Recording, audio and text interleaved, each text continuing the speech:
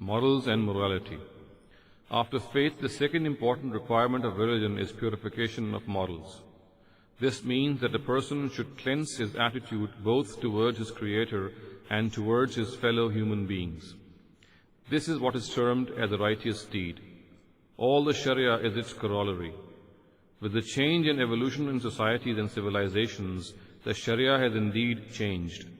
However, faith and righteous deeds, which are the foundations of religion, have not undergone any change. The Quran is absolutely clear that any person who brings forth these two things before the Almighty on the Day of Judgment will be blessed with paradise, which shall be his eternal abode. The Quran has also made it clear that just as the Almighty has blessed a person with eyes to see and ears to hear, similarly He has blessed him with a faculty which distinguishes good and evil for him. A person is not mere body and intellect. He is also a moral being.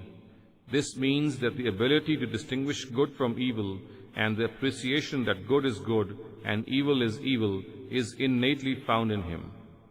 This appreciation of good from evil is a universal reality. Thus, when the most evil of persons does something wrong, he tries to hide it in the first phase. The same is the case with good. A person loves what is good and respects and reveres it. When he establishes a society, he always sets up a system of justice in it. This is ample testimony of his innate ability to distinguish between good and evil. No doubt, at times, a person may justify his sin he commits.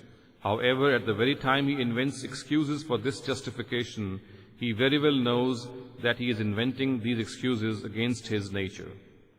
The reason for this is that if someone else commits the same sin against him, he regards it to be an evil without any hesitation and vehemently protests against that person.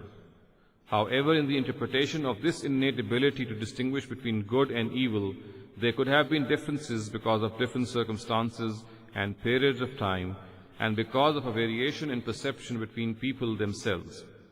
It is a great blessing of the Almighty that He has not even left any possibility for such differences, and wherever there could have been a likelihood of any major difference, He delineated good and evil through His messengers. The guidance provided by these messengers is now eternally enshrined in the Quran. This guidance testifies to whatever a person finds within himself. Furthermore, a man's intuitive knowledge, in fact even his empirical knowledge derived from natural and physical laws, as well as knowledge derived from intellect, all bear witness to it. Consequently, good and bad morals, as a result of this, can be fully ascertained. Fundamental principle. In this regard, the fundamental principle is that God enjoins justice, kindness, and spending on the kindred, and forbids lewdness, evil, and arrogance. All this is in conformity with human nature, and hence they have been acknowledged in divine religions. The 10 commandments of the Torah are based on these, and the Quran too has actually explained them as part of its moral directives. An explanation of these follows. The first thing is justice. This means that whatever obligation is imposed on a person vis-a-vis a fellow human being, he discharges in the way it exactly is, and in an impartial manner, whether his fellow human being is weak or powerful, and whether he is liked or disliked by us. The second thing is kindness or ihsan. It is over and above justice and is the pinnacle of ethics and morality. It means that not only should a right be fulfilled, it should be fulfilled in a manner that the person is generous and considerate in this regard. A person should give more than what is due on him and should be happy to take what is less than his due. It is this attitude which develops in a society the values of love, sympathy, compassion, sacrifice, sincerity, gratitude, and magnanimity. It is a result of these values that life becomes sweet and blessed. The third thing mentioned is spending on the near ones.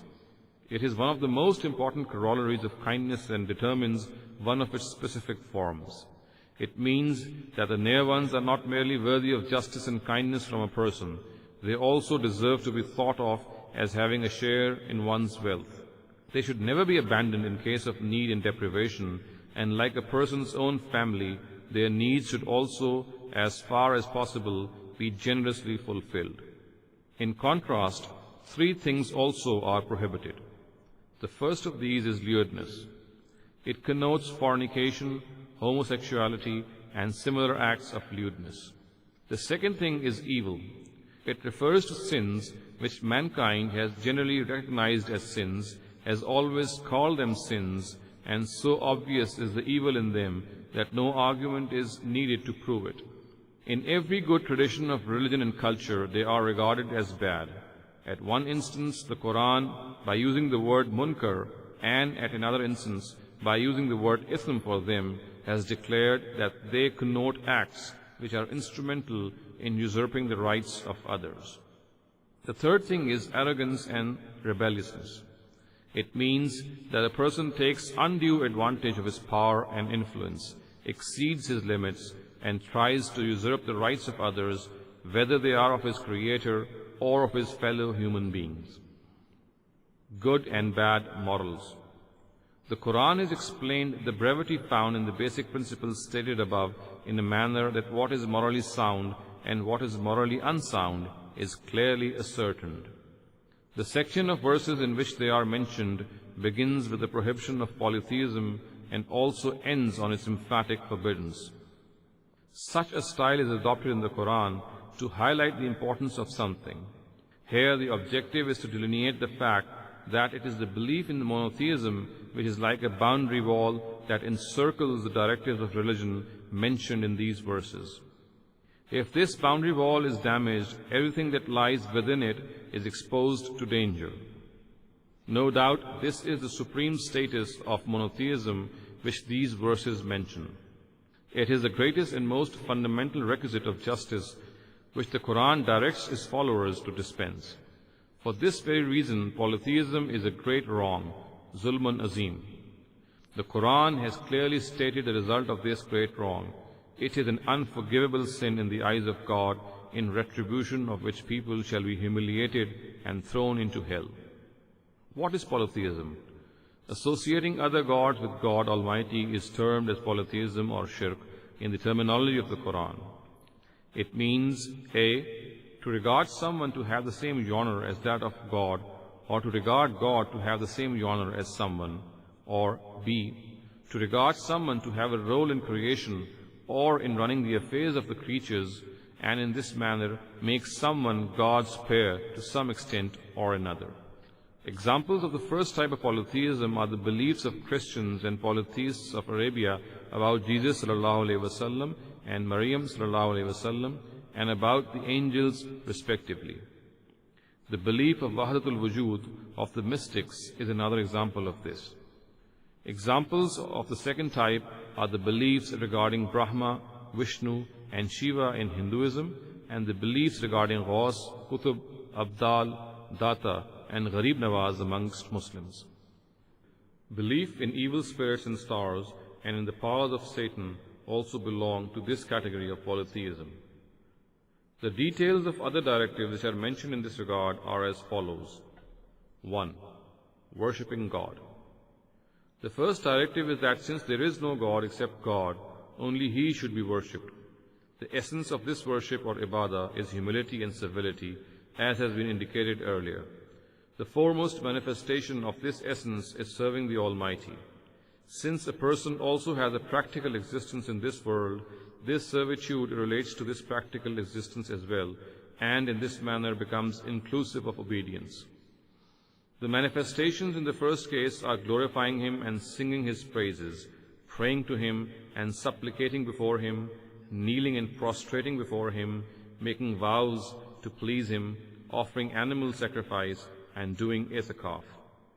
In the second case, a person, after regarding someone as an independent lawgiver and ruler, considers that he has the authority to give directives of what is forbidden and what is not, and what is allowed and what is not, and submits before all his directives. It is the verdict of God Almighty that none of the above-mentioned things can be reserved for someone other than Him.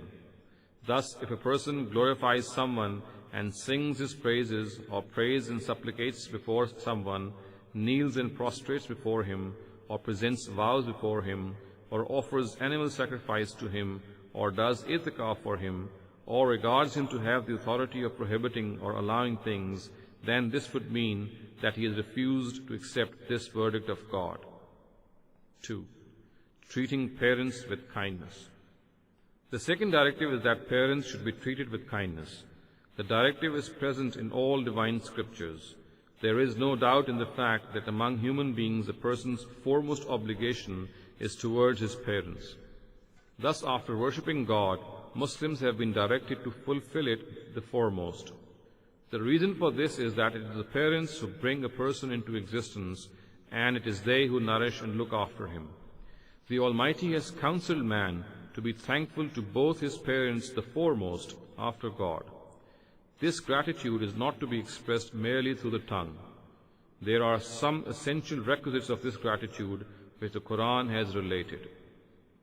The first thing mentioned is that a person should treat his parents in a manner that he shows respect to them not only outwardly but also from the depth of his heart.